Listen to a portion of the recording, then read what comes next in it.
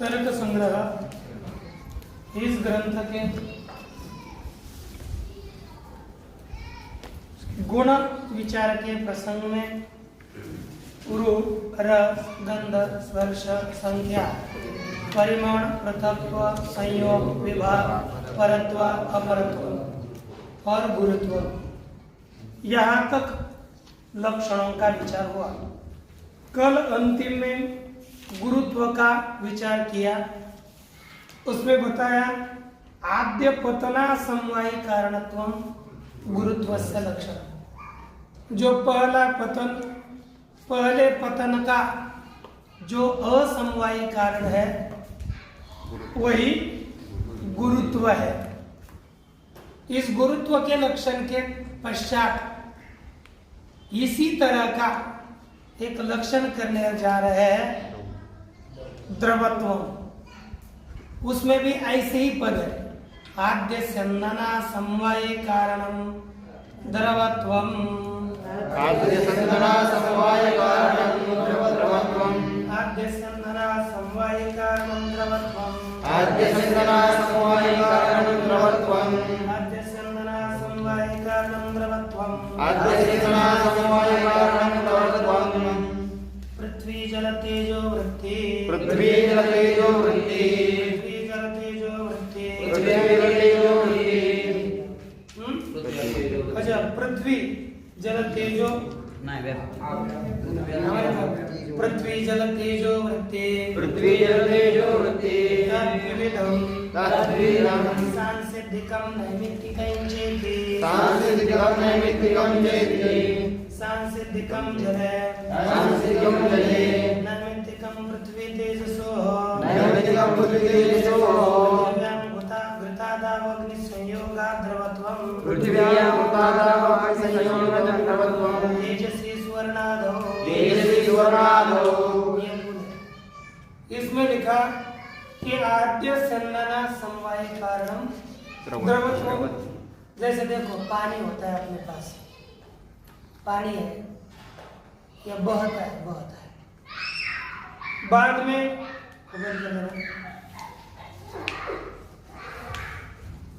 ये आद्य प्रथम स्यंदन अर्थात प्रथम बहना, उसका जो कारण है वही द्रवत्व है। समझो, यहाँ पर पानी है,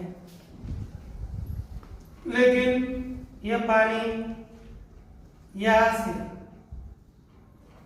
बहकर इधर आता है, तो ये बहकर आता है इसमें से पानी, तो ये पहले बहा, तो ये पहले बहने का कारण कौन है? स्यंदन।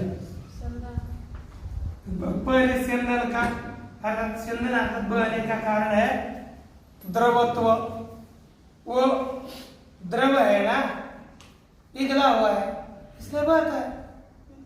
बाद में वेग होता है, वेग के कारण मिट्टी भी जो दौड़ती रहती है, बहती रहती है, लेकिन कभी वो गुरुत्व के कारण हो जाता है, आगे का वो अलग है। लेकिन पहला बहने का कारण जो है उसे क्या कहते हैं? द्रवत्व। पानी है। द्रवत्व किस में रहता है? तो कहा पृथ्वी में रहता है, जल में रहता है, तेज में रहता है। पृथ्वी भी बहती है, जल भी बहता है और आग भी बहती है। देखिए कभी, मैं बताता हूँ। अब पृथ्वी जल तेज वृत्ति है, ये तीनों में रहता है, तीनों में बहते हैं, लेकिन वो तेज दो प्रकार का है। द्रवत्व दो प्रकार का है, एक सांसिद्धिक द्रवत्व है और दूसरा नैमित्तिक द्रवत्व है। सांसिद्धिक द्रवत्व ये जल में रहता है, स्वभाव सिद्ध, स्वभाव सांसिद्धिक अर्थात स्वभाव सिद्ध, उसे किसी ने पिघलाया नहीं। जल को कौन द्रवीभूत करता है? स्वयं ही द्रवीभूत है, स्वयं सिद्ध जल द्रवीभूत है, इसलिए जल में जो द्रवत्व है वह स्वभाव सिद्ध है, संसिद्ध है। अब दूसरा आता है नैमित्तिक द्रवत्व, किसी निमित्त के कारण, आग इत्यादियों के कारण द्रवत्व आता है। वह द्रवत्व पृथ्वी में है और अग्नि में। जल का तो आपको निश्चित पता है, लेकिन पृथ्वी में और तेज में नैमित्तिक द्रवत्व है, ये हमको देखना है। सांस्कृतिक द्रवत्व प्रत्यक्ष है। पृथ्वी में हम देखेंगे तो देखो यहाँ कहते हैं नैमित्तिकम पृथ्वी तेजसो पृथ्व्याम घृतादो। जैसा घी है ना, घी पानी है क्या? नहीं। घी क्या है? पृथ्वी। घी क्या है? पृथ्वी। फिर जब हम उसको गर्म नहीं करते तो क्या हो जाता है? वो जम जाता है, और उसको गर्म करेंगे तो पिघल जाता है। अर्थात घी, डालडा इत्यादियों में जो द्रवत्व है वह नैमित्तिक द्रवत्व है। अर्थात पृथ्वी हो गई घृतादि, उसमें अग्नि के संयोग से पिघलता है, द्रवीभूत घी होता है, इसलिए पृथ्व्याम घृतादो अग्नि संयोगजम द्रवत्व। दूसरा कौन सा है? चल तेज। अब तेज कौन सा है? आग कौन सी है कि जो उसको आग जलाने से पिघल जाती है? हाँ, तेज तो है। तेज सुवर्ण, सोना। सोने को तेजस कहा जाता है। सोने को तेजस, सुवर्ण तेजस है, और उसको अग्नि से तपाने के बाद वो भी तो पिघल जाता है, उसका पाड़ा जाता है ना? द्रव्योत होता है कि नहीं? सोना होता है। तो वही क्या है? तेजस है। जैसे कथी इत्यादि है कि नहीं? चांदी है, ये सभी पदार्थ आग से पिघल जाते हैं। सोना है, लोहा है, तो पृथ्वी में डालो, इसमें डालो, लेकिन ये सभी क्या होता है? पिघल जाते हैं। अर्थात ये सोना भी पिघल जाता है कि नहीं? सोना तेजस है, अग्नि रूप है समझो, और वह पिघल जाता है। इसलिए अग्नि में जो द्रवीभूतपना है वह नैमित्तिक है। वही लिखा पृथिव्याम घृतादो अग्नि संयोगजम द्रवत्वम तेजसी स्वर्णादो। तेज में सोना है, सोने में नैमित्तिक द्रवत्व है। अब यहाँ पर पदकृत्य करते हैं, क्या करते रहे? आद्य स्यंदनेति लिखा, दंडादिवारणाय स्यंदने असमवायेति। केवल हम कारणत्व इतना ही लक्षण करेंगे। क्या करेंगे? कारणत्व कस्य लक्षणम? द्रवत्वस्य लक्षणम। कारणम कारणत्वम द्रवत्वस्य लक्षणम। यह करेंगे तो दंड में भी कारणत्व है, तो दंड में अतिव्याप्ति होगी। उसका वारण करने के लिए क्या पद दिया? असमवायी। क्या पद दिया? असमवायी कारण। दंड असमवायी कारण नहीं है। दंड कौन सा कारण है? दंड घटादियों का निमित्त कारण है। दंड घटादियों का निमित्त कारण है, और दंड में रहने वाले रूप इत्यादि का दंड समवाय कारण है। दंड में रहने वाले रूपादियों का दंड समवाय कारण है, घटादियों का निमित्त कारण है। तो उसमें असमवाय पद देखने पर अब असमवाय कारण में भी अतिव्याप्ति नहीं होगी और निमित्त कारण में भी अतिव्याप्ति नहीं होगी। लेकिन असमवाय कारण तुम इतना ही लक्षण करने पर किसमें अतिव्याप्ति होगी? रूपादो। कल ही बताया था कि है ना, रूपा रसादावात्या वर्णायसन बने थे। रूप भी है, जैसे आपको बताया था कपड़े का रूप। कपड़े के रूप के लिए कौन कारण है? परमाणु का रूप, धागे का रूप। तो धागे का रूप कपड़े के रूप का असमवाय कारण था, उसमें अत्यंत योगिक ने उसका वारण करने के लिए क्या पद देना पड़ा? हाँ, क्या देना पड़ेगा? स्यंदना समवाय कारण। क्या बोलेगा? स्यंदना समवायी कारणत्वम। ठीक है ना? और आद्य को उसमें दिया हुआ है। पहले स्यंदन का जो कारण उसे कहते हैं, क्या है? स्यंदन का जो कारण उसे क्या कहते हैं? द्रवत्व है। ये आदमी बूढ़े आदमी बोलेंगे तो आप उनके जैसे करोगे तो क्या है? ये बोलेंगे आद्य। स्यंदन का जो कारण है, बहने का जो कारण है, उसे कहते हैं आद्य। ऐसा उत्तर होता है।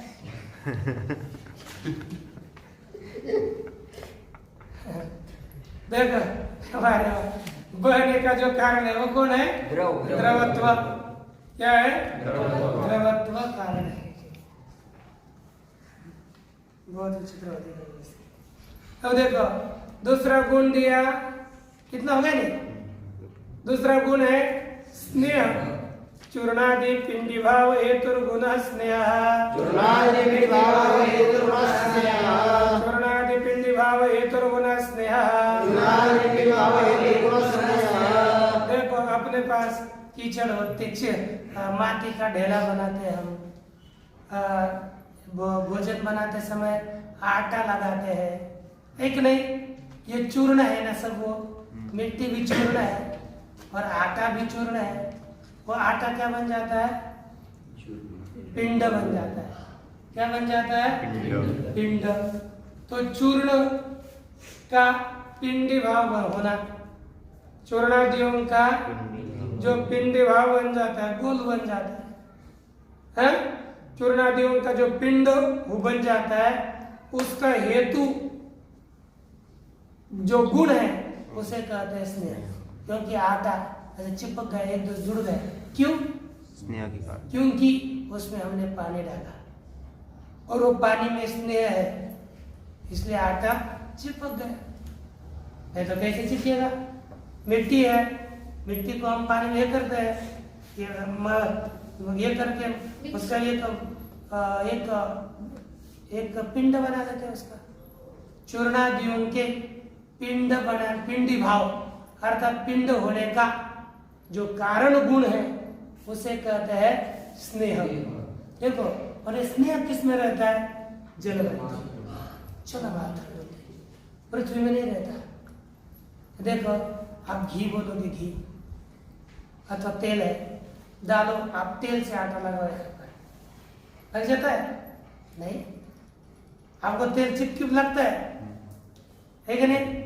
लगता है कि नहीं? तेल चिपचिप है, लेकिन उससे आटा नहीं लग जाता। अर्थात वो चूर्णादि पिंड बनाने का हेतु तेल। आप ज्यादा तेल डालोगे, थोड़ा पानी रखोगे ना, तो भी आपको बहुत आटा लेकर के उसको चूड़ा करके कैसे न कैसे करना पड़ता है, तो होता नहीं जल्दी, आटा लगता नहीं है। आप देख लेना कभी बहुत कुछ काम कोई ऐसे लगता नहीं।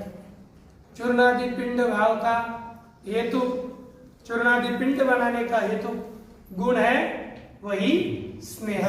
तो इसका लक्षण बन जाता है चूर्णादि पिंड भाव हेतुत्वे सति गुणत्वम स्नेहस्य लक्षणम।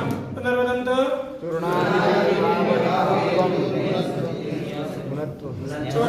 पिंड भाव हेतुत्वे सति गुणत्वम। चूर्णादि पिंड भाव हेतुत्वे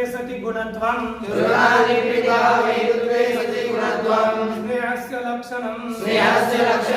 चूर्णादि पिंड भाव हेतुत्वे सति गुणत्वम स्नेहस्य लक्षणम।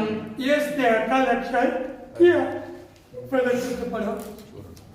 चूर्णम पिष्टम। चूर्णम अर्थात पिष्टम अर्थात पीठ, भुगा, चूरा। तदेव आदिर्यस्य मृत्तिकादेः सह चूर्णादिः। वही है आरंभ में, पीठ है आरंभ में जिसके, ऐसे कौन है? मृत्तिकादि, अर्थात जिसका चूर्ण हो सकता है, ऐसे मृत्तिकादि। तस्य पिंडी भाव उनका पिंडी भाव अर्थात संयोग से एक दूसरे से जुड़ना, गोला बनना। तस्य हेतु निमित्त उस पिंडी कारण भाव का एकत्र आने का हेतु निमित्त कारण कौन है? स्नेह। एक बड़ी यहाँ पर इतना ही लक्षण करिए, चंदना सके चूर्णादि पिंडी भाव हेतुत्व। क्या करिए? चूर्णादि पिंडी भाव तो हेतुत्व फिर कौन है? काल भी है। काल में अतिव्याप्ति होगी तो उसका वारण करने के लिए क्या पद दिया? गुणत्वम। क्या पद दिया? इतना हो गया। और इतना हम करेंगे गुणत्वम, इतना करेंगे तो अन्य गुणों में अतिव्याप्ति होगी तो उसका वारण करने के लिए क्या पद देना पड़ेगा? चूर्णादि है ना, रूपादि वारणाय पिंडी भाव है ना, पिंडी भाव। और चूर्ण का तो स्पष्ट अर्थ करने के लिए इतना ही अर्थात चूर्ण का अर्थ स्पष्ट है। जो चूर्णादि है उनका पिंडी भाव करने का कारण जो गुण है वही है स्नेह। इतना इसका अर्थ हम